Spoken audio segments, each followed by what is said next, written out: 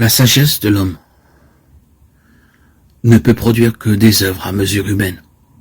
Seule la sagesse divine peut réaliser des choses divines, et c'est à des grandeurs divines qu'elle nous destine.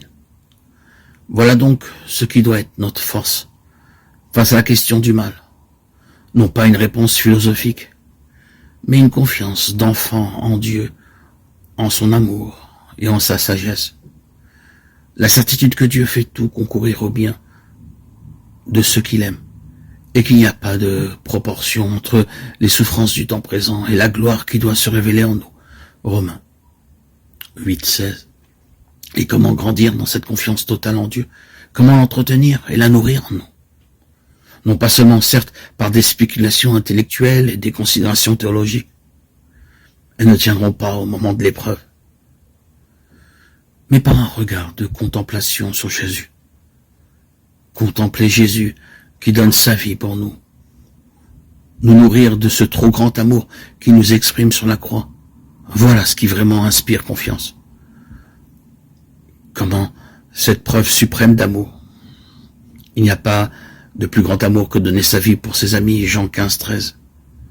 Inlassablement contempler, saisi dans un regard d'amour et de foi, ne fortifierait-elle pas peu à peu notre cœur dans une confiance inébranlable? Que peut-on redouter d'un Dieu qui nous a manifesté son amour d'une manière si évidente? Comment ne serait-il pas pour nous tout entier et absolument en notre faveur?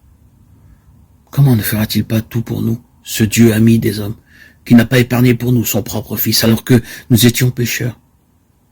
Et si Dieu est pour nous, qui sera contre nous? Si Dieu est pour nous, quel mal pourrait bien nous atteindre?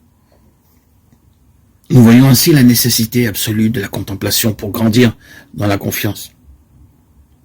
Trop de gens sont inquiets, en fin de compte, parce qu'ils ne sont pas des contemplatifs. Ils ne prennent pas le temps de nourrir leur propre cœur, de lui redonner la paix par un regard d'amour posé sur Jésus. Pour résister à la peur, à l'abattement, il faut que par la prière, par une expérience personnelle de Dieu rencontrée, reconnue et aimée dans la prière, nous puissions goûter et voir comme est bon le Seigneur. Psaume 34:9. Les certitudes que dépose en nous l'habitude de la prière sont bien plus fortes que celles qui découlent des raisonnements, même de la plus haute théologie. Comme sont incessants les assauts du mal, les pensées de découragement et de défiance. De la même manière, et pour y résister, incessante et inlassable, doit être notre prière.